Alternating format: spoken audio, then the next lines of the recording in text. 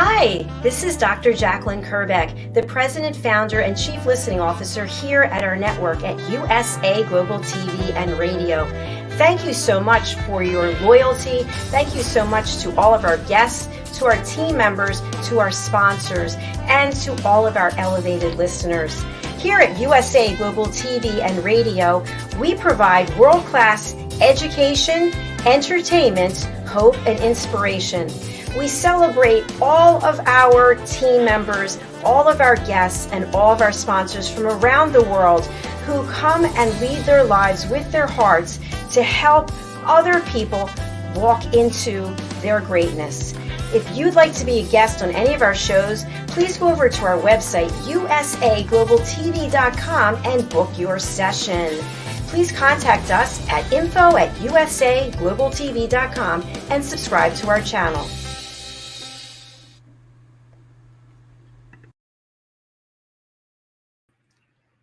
Hello, everyone, and welcome to USA Global TV and Radio. I'm Dr. JACALYN KERBECK, and I'm so happy to have you here wherever you are in the world. We appreciate your loyalty, and thank you for helping us continuously grow to provide education, inspiration, and hope.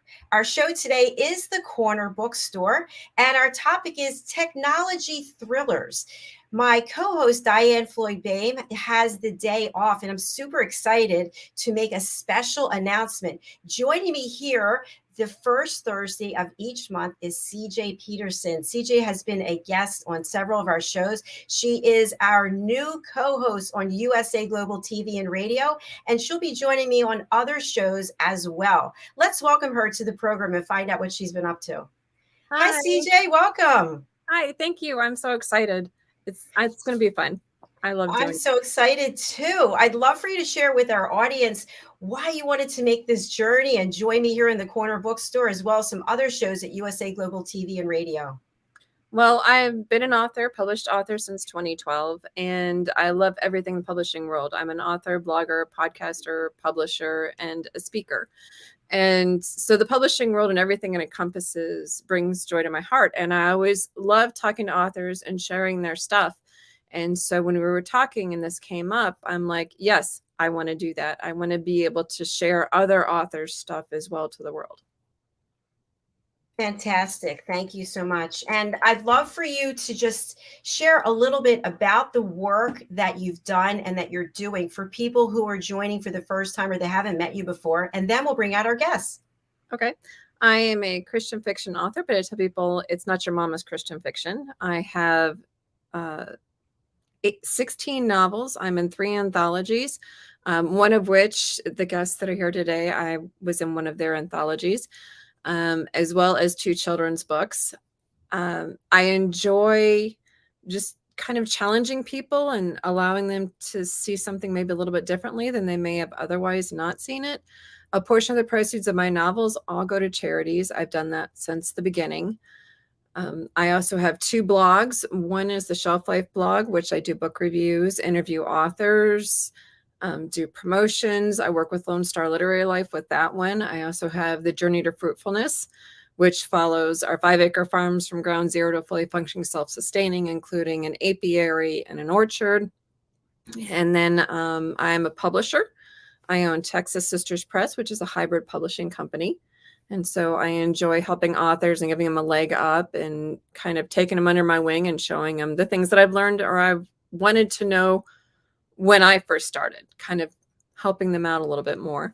And then speaking, I love speaking to people and sharing my heart, and it's a joy to me. Thank you so much for sharing that, CJ. I think there's so many layers to you. You know, there's so many things about you that are really fascinating. I just said to you before the show started that I'd love for you to book in on our other show presenting Pet Psychic Amina, where we talk about coexistence and sustainability. So you can go from the author show to that show to the business show. You really are very well-rounded. Exactly. Like I'll be on The Wise Ones with Red O'Loughlin next Thursday. So, and I've been on here a couple times and I just enjoy it. Well, I'm really super excited that you are here and continuing to take this journey with us. So thank you very much. Thank you. Thank you for having me. Thank you. We have two people backstage, and I was pleasantly surprised to find out that you know both of them. So we talked about having you introduce them. So take it away, please. It is my pleasure to introduce Rox Burkey and Charles Breakfield, also known as Breakfield and Burkey, who do the Enigma series, and it's a techno thriller. They are IT people, so they got like the inside scoop from the inside, and they definitely know what they're doing. They are also part of the Underground Authors, which are currently doing an anthology series where each author writes a different book in the series, and it's a Magnolia Bluff series. So I'd love for them to come on out, and you can get to know them today. Fantastic. Let's bring them out. Welcome to the program, Charles, and welcome, Rox. Nice to see you both. Oh, nice to see you, and thank you for the wonderful introduction, CJ. Dr. JACALYN, always nice to see you. Thank you. Nice to have you back. So a quick question that I have for you, and this might just be me, but I hear underground authors and I'm thinking, ooh, that sounds really exciting, but kind of terrifying at the same time. Can one of you just share a little bit about what that is? Sure, I'll do that. So the Underground Authors is a group of authors that have been very successful publishing independently for their books, their novels, and short stories. And so we got together as a group, probably over a year ago now, even longer, when we put together an anthology that CJ was actually a part of called Beneath the Sea. And it was to help raise funds for a really needy program. And that was a lot of fun. Well, we had so much fun writing together that we decided we would start a brand new series, which is separate books. And so it's a cozy mystery series. It takes place in the wonderful town of Magnolia Bluff, where people are just dying to get in. And so it is a cozy mystery series where each of the authors will write in their preferred genres. So we have paranormal, we have science fiction, we have a little thriller, of course, from us. And it's just a lot of fun. Thanks so much for explaining that. That sounds really cool. So, CJ, when you were part of this, what was your experience working on that? Oh, it was fun. Collaborating with a huge group of authors, we're kind of a unique breed in and of ourselves. It can range, the range is huge. And so when a collective group comes together and they produce something, whether it's the standalone anthology or the series anthology, all sorts of chaos happens, but you get all sorts of brilliant ideas floating all over the place too. And that group is a really, really good group. Yeah, it sounds like it's almost like you're brainstorming together and coming up with all these great ideas, which I love. And they're so different. It's such a diverse group that it also adds, might challenge you into thinking about, your story from a different angle. Yeah, thank you. And Charles, behind you in your graphic, we see the Enigma series and technology. Tell our audience a little bit about that if they're not familiar. Sure. Okay. The Enigma book series is techno thrillers. We've baked in a lot of technical facts that we get from our regular day job. There are a lot of interesting threat vectors that come in from the technology, ransomware, being held hostage for cryptocurrency. We got an evil genius, and that she's a mathematical wizard, and she's learned to be able to learn how to predict the future. So we've got, and of course the last two books in that series. We delve into the AI wars, artificial intelligence. So we explore a lot of the what I consider the fun stuff and the work, and make it relevant for today's marketplace. So yeah, a lot of the characters are fictional, but the technology is true. Thank you. It sounds like you take the fear out of technology, but then you put a little fear back in. Is that true? Well, there's also some humor. I mean, you can't work in this kind of industry and be too serious with everything that goes on. Case in point, we make up acronyms just to help kind of poke fun at ourselves. One of our more famous acronym that we use is Ichabod. He's the supercomputer that is trying to learn humor and trying to craft a life for himself in the digital universe for the R group, who are the good guys. But his real name is the Immersive Collaborative Associative Binary Override of Deterministic Systems. So, we cook up, silly things like that to be able to help take some of the edge off of the technology, and kind of remind ourselves that, hey, you shouldn't take life too seriously, because you'll never get out of it alive. Okay, I'm going to ask you to share that acronym again, please. Ichabod, Immersive Collaborative Associative Binary Override of Deterministic Systems. Fantastic. Wow. Thank you. That's a mouthful. Yeah, that's why we do that in the technology world. We're always shortening things to acronyms, and we noticed early on that there was a lot of nonsense that people outside the industry would go, "What are they talking about? Can you just give me an idea about it?" And so we keep it lighthearted from that standpoint, even though some of the technical threats are quite onerous. So what does that mean? That was a mouthful for Ichabod, but what does it mean? Nothing. It means that he's a really good supercomputer, and he is constantly evolving.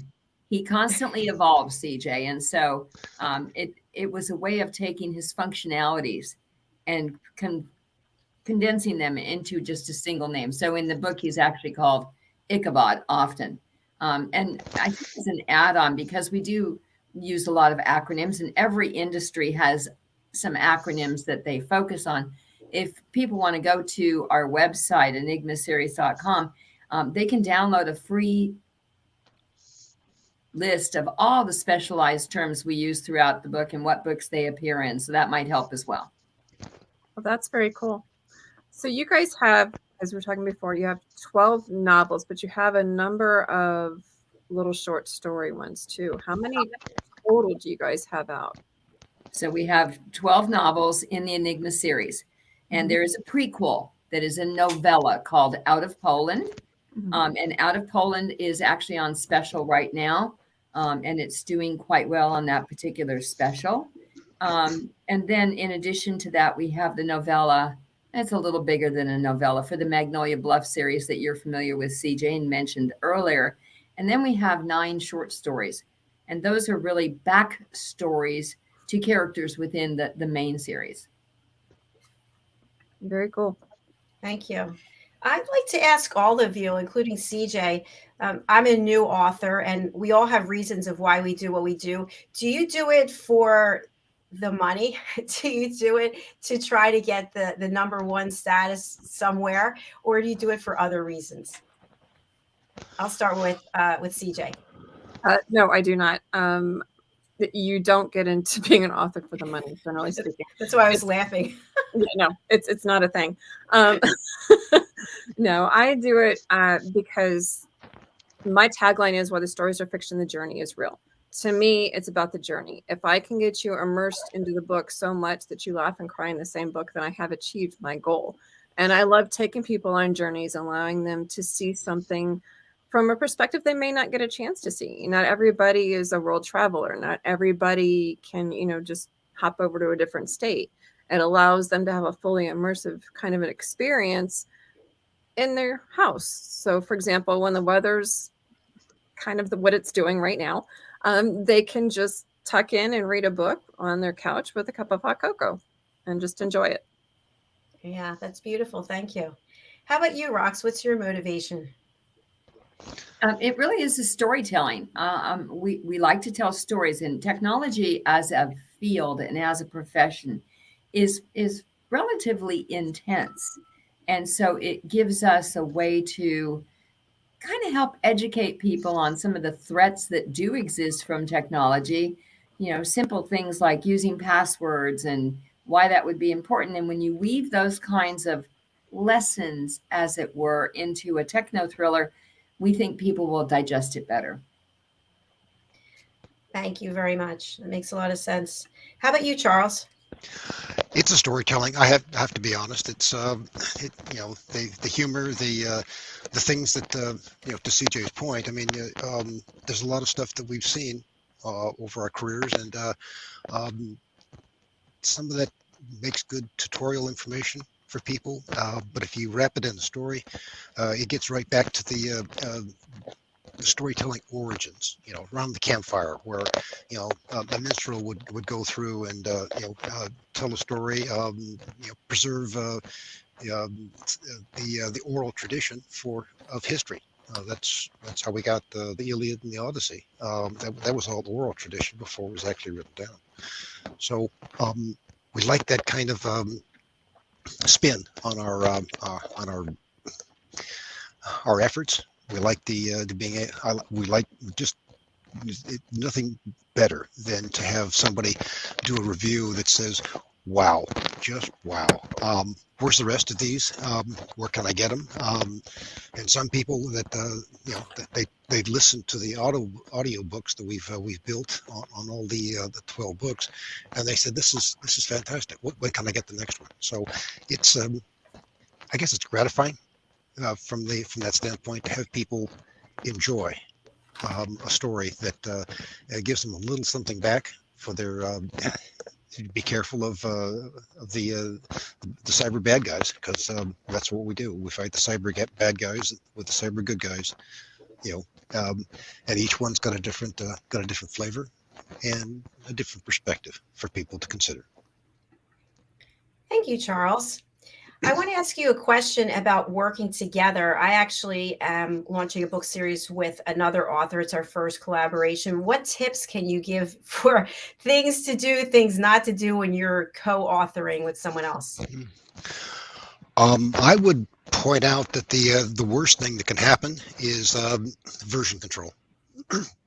So if you're going to be writing and bouncing stuff back and forth, it's really easy to grab the wrong version and get lose some of the thought process, or some of the storytelling spinning that you're doing.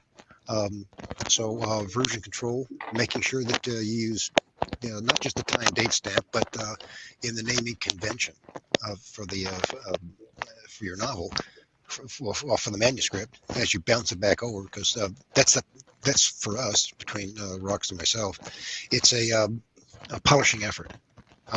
We want the stories polished. We want the characters to the gleam in the reader's mind, and that polishing effort does take back and forth collaboration, bouncing it back and forth, and if you're not careful, you lose track, or you're out of step with the other person, and that gets me shouted at, and I'm accused of being insane. So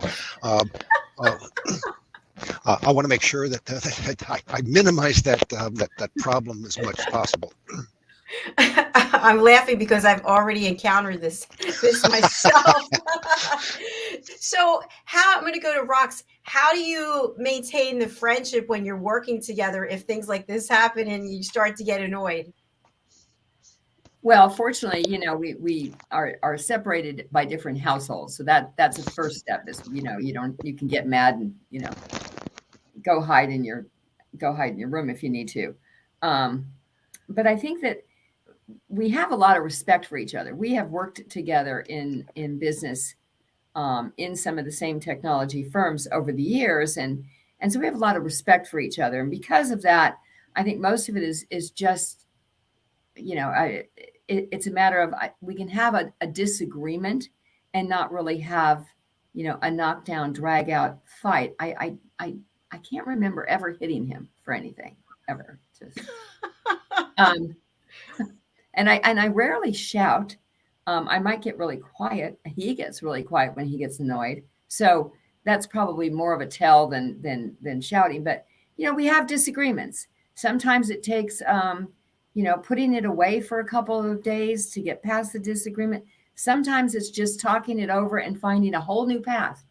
But that's part of the respect and collaboration that we're fortunate enough to have when we put these books together. At least that's my opinion. All right. Thank you so much. I'm going to go over to Charles and hear what he has to say about that. Yeah, I mean, there are times when we'll take this. Sometimes the story or the characters will tell you what they want to do, and that's not always intuitively obvious to the other person. So it's not uncommon for me to wake up in the at 2 o'clock in the morning going, I know what I want to do with that character.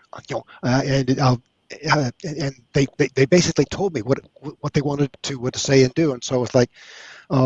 Yes, I do get that the look of the incredulous look from her, like, really? That's what you dreamed this morning, huh? Okay. Must have been the radishes last night, I guess. I don't know. So, but the story smithing is an inexact science. It's it can't be too predictable. It can't be, oh, I know what's going to happen next, and then you put the book down. To CJ's point. We want to be able to pull you in, and sometimes that means not listening to your ego, but listening to how the story is evolving. And if it gets that traction, if it gets that the spice that you're looking for, that's the driving force. And it's not my idea or her idea. It's the idea. I love that you shared that. Oh, sorry, CJ. I was just going to say that ego. When we put our ego into things, it just stands in the way. It's like a big brick wall, right? Yep. Yeah. Definitely. You two have worked together for a very long time. How long have you worked together, and how did you guys get together in the first place? So I'll start that story off because I hired him. I was working for an organization. We were looking for a certain kind of supervisor manager to join the group. And I ended up hiring him. So I've known him for, I don't know, a couple decades. But we have worked on and off in different organizations together. I think 3 different organizations together where we actually were part of the same teams. And then obviously we have our other jobs that we have also worked for, because in technology, oftentimes you move from one job to another because of your talents, because of the need of a company, because of layoffs, the list goes on. But I think that we have different focuses.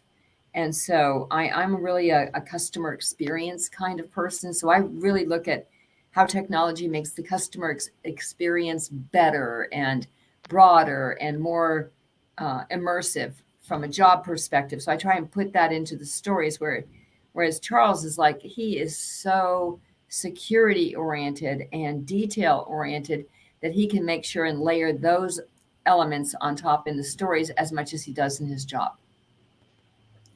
Brilliant. That's a good pairing with you guys, because especially in dealing with techno thriller, which my understanding is you guys kind of created that term.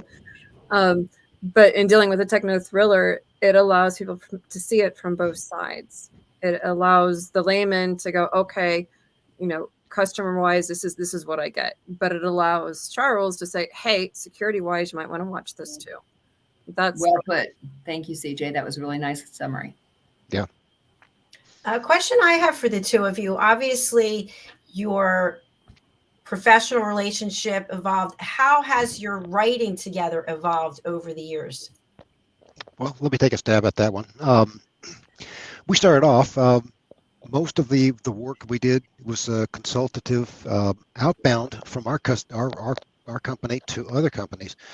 And the net result of that work is a white paper. Here's what we found. Here's what we think is wrong. Here's what we believe will fix your business problems. And yeah, we got some of that, and some of the solutions you'll have to go someplace else for. So it very collaborative in that from that standpoint, because usually it takes 2 of us to be able to put together some of the solution sets that we've done in the past. That got Roxanne noticed from Audiobooks, and they said, "Hey, you want to write some articles for us?" And then that turned into, well, how about 2 books? And they're all they're all high tech manuals that were out of date as soon as they got finished, because that's the way tech manuals are. So after the second one for Auerbach, now I picked up my marbles and stomped off and said, I don't want to do this any longer because they want this to be done over and over and over again, and I want to write it once and and enjoy it its longevity for as long as I'm in this best of all possible worlds. So a couple months goes by, and Rox, being the overachiever that she is, approached me and she goes, I got an idea. By the way, those are the 4 most terrifying words in her vocabulary.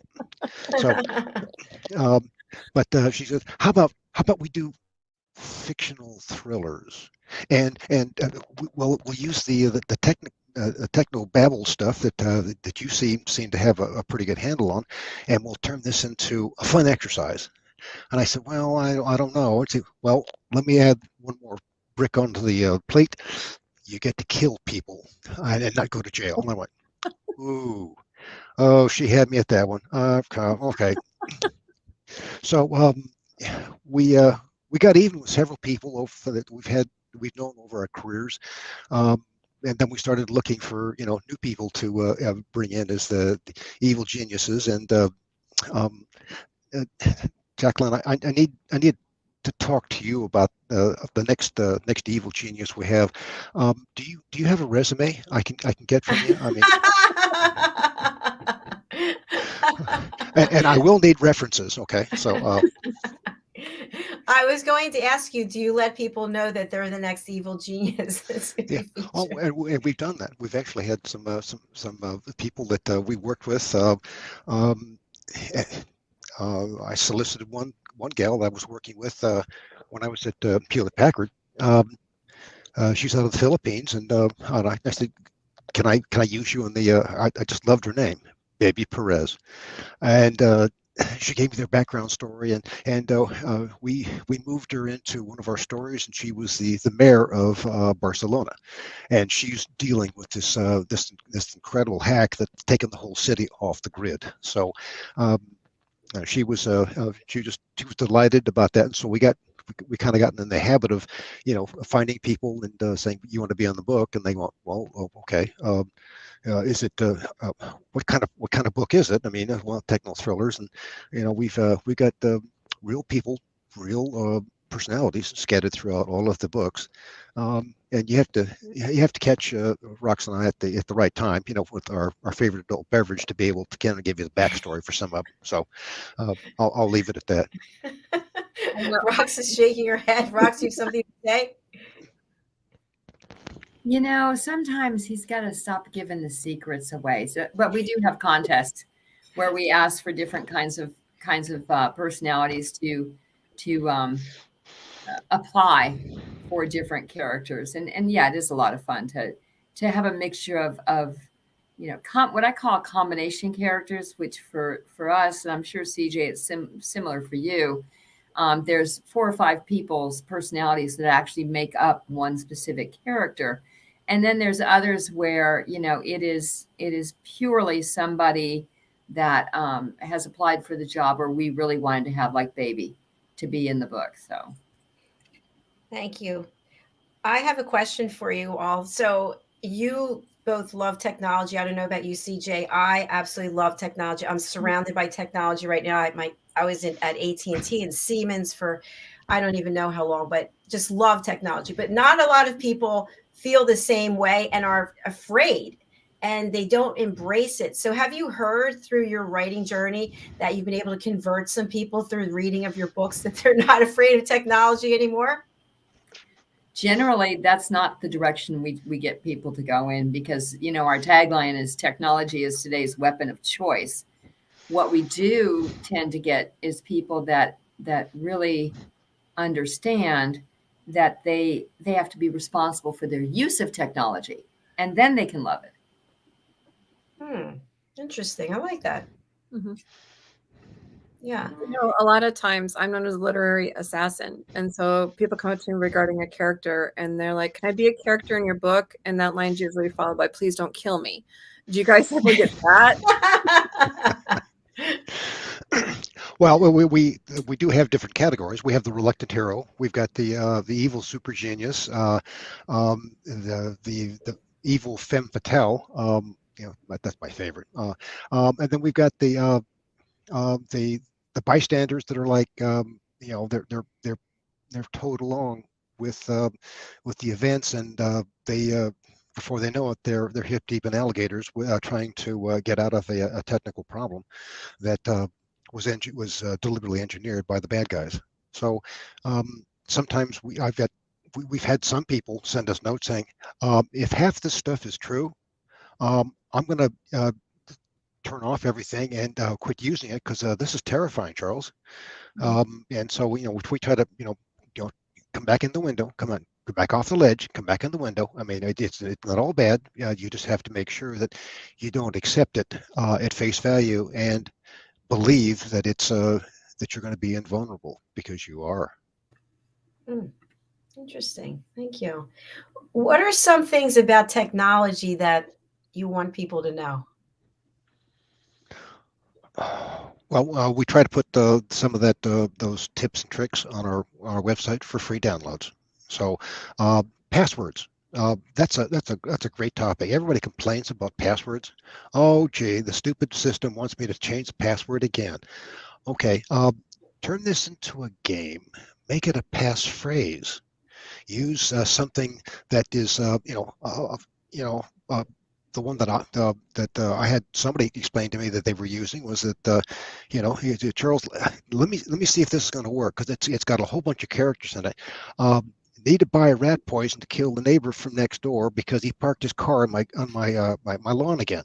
There's almost no algorithm or application I can think of that's ever going to be able to decipher that passphrase that you use to be able to secure stuff with. And you don't use the same password every location, because if I get that password away from you, then I've got access to all of your accounts. That's naughty. So you have to be able to build a little bit of a firewall around yourself, and your password usage. You throw in numerals. You capitalize some stuff here and there. You shorten a little bit, but you use something that's easily remembered, but not easily guessed. Like the color that your favorite color, all the stuff you posted on Facebook.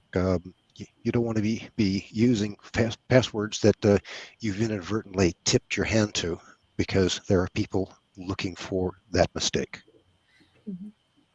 Thank you. I had to learn the hard way on that. I logged into my computer and there was a big disclaimer. Your password has been part of a data breach. We suggest that you change it. And I did change it, but I don't think I changed it everywhere. So I've got to get on that. Brox, what would you like to share when it comes to technology? I think technology has a wonderful set of things that it can do for people. I think it's freed us up from many things. But again, we get kind of accepting. We're kind of, we think the best in people until something bad happens. And so Facebook is a perfect example. You'll friend almost anyone that wants to be friends with you, and everything is great. And then you post your pictures while you're on 2 weeks vacation in Europe, and you start posting on day number 2, and you get home after your fabulous vacation to find that your house has been cleaned out because some thief saw your posting. So we just have to be careful, mindful. That is a great point. Something I just want to share very quickly, and then I'll go over to CJ, is I got a message on Facebook in the messages, and it looked exactly like one I've gotten before, that one of the pages that I have is spam, and they were going to shut it down, and they were giving me like so many hours to make a correction, and I had to click on this link, and I thought, I don't know, it looks exactly like something I've seen before, and I was getting really upset, and I studied it a little bit more. I was like, this is fake, and I almost fell for it. And I'm sure there are people falling for things all the time because we're in such a rush, we're not really paying attention. Yeah. Yeah, usually the con line is you have 20. It's a short time frame. You've got to do this because it's important. Your bank's been breached. Blah blah blah. Whatever the emergency is, whatever they're fishing for that gets you to try and click on something, that's the poison. Mhm. That will take you to a place, and you'll download um, awful stuff to your machine, and then you get this big sign that says, "Poink, you've been hacked. I'm locking all your files. You need to give me $1,500 worth of Bitcoin to be able to unlock it." And you've got and the worst ones are where they say, if you don't do this in 24 hours, we're publishing everything we got from your machine. That's the new terror tactics against big organizations, universities, hospitals.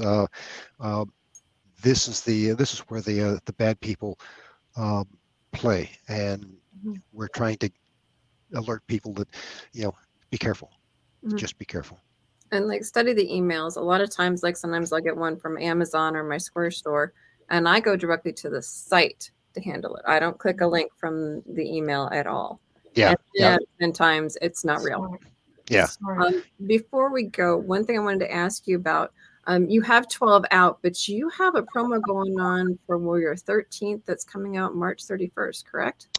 That's correct. Mm. It's a brand new one. It's not the 13th one. It's the first in the new series. Oh, okay. Uh, It's the new series. So there's in some parts of the globe there's a stigma of the on the number 13, and so we were conspicuously advised not to do a 13th book in the first series, but launch a new series, the Enigma Heirs, and it was it's turned into a one of those discussion points that we've agreed to go ahead and launch this new series, Enigma Tracer, and it's we just got finished with it. We've got it up on Amazon for 99 cents until the end of March. So it's on pre-order, and we're doing some creative things with the covers. So it gives us a little bit of time to be able to give us that extra polish that we're looking for. So yeah, yes, it's the first book in the new series, the Enigma Heirs. Okay. And Enigma Tracer. I'm sorry, is the link to the pre-order on your website? It is. It's right on the top. I mean, it is front and center on that website. So if you go to our website, it is right smack in the middle. I know what I'm doing after the show because I've already got Thank you, CJ. We appreciate it. So we always like to, at the end of the show, ask people to share something with the audience, something that you want to spread hope, inspiration, joy. What would you like to share today? Rox, I'm going to start with you, put you under the spotlight. Cool.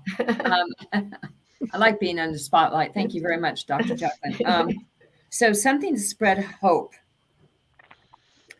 I think that storytelling, when it's done, as CJ said, with a good heart in mind, I think you're trying to give back to people, something to entertain them, something to uplift them at times, or something to just make them forget about their problems. So even techno thrillers can help people forget about their problems, which is why, we have free downloads off of our website. We've got a free deal going for one of our novellas for the next few days, because we want to give back to people. We want to help with people. And right now, economics being what they are, we've tried to help by reducing the costs. Audibles is a perfect example. Our Audibles are out on Spotify, and we've reduced all the costs of them for people. So that's what we try and do, JACALYN. Thank you. Thank you for doing that. That's beautiful. Charles, how about you? What would you like to share? I'm going to be of the same mindset.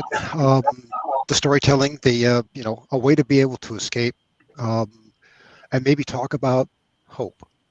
And that's the book that we have on our drive to #1 out of Poland. It's very much relevant. We take the R group, and we see where we take the reader through that. Where how did these people get to be where they're at? Why are they always in the high moral ground, and it's because they were their country was invaded by the Germans in 1939, and all hope seemed to be beyond their grasp. But yet, they were able to grab the all important Enigma machine away from the Germans and get it to the Allies to be able to break the code so that they could intercept the transmissions and help defeat the Nazis. And so that story has relevance in today's time frame. I mean, we'd like to believe that as darkest as things look for those folks in the Ukraine, there was hope, and there is light at the end of the tunnel for them to be able to get out the other side and be free again. Thank you so much, Charles. CJ, how about you? With everything going on in the world, there's always something. And so for me, it's like you can just reach over and just grab a book and just get lost in a story. And when you can find one, especially the author, you can give back to that author by doing like a review form. It's very simple. And it's something that will encourage them to continue writing and continue giving you more stories and more adventures to take off on. Some people are like, well, imagination, you can get lost too much in the world. And it's like, no, actually, this world needs more imagination. You need to escape more sometimes instead of being bombarded by everything left, right, and center. So, find something else to focus on. Brilliant. Thank you to the three of you. I love that, what you all shared. Yes. So I want to add one thing in because you actually reminded me, CJ, of this particular issue. So starting in January and every month this year, because reviews for authors are so important, and because we want to encourage people to read and to do reviews and get in the habit of doing it for every book they buy, that any author who reads any of our stories, and CJ, you had us listed before, there's quite a few variety in that list. If they will post a link to that review, and it can be on Amazon, Goodreads, BookBub, on our website, right on the top, just below the banner line, they will be in the drawing every month for a $25 gift card. And the first winner will be announced tomorrow, actually. Nice. Oh, great. That's fantastic. Thank you. We've shared your contact information during the show, and it's also in the notes. But for people who are listening on a radio station or a podcast platform, what's the best way to get in touch with you?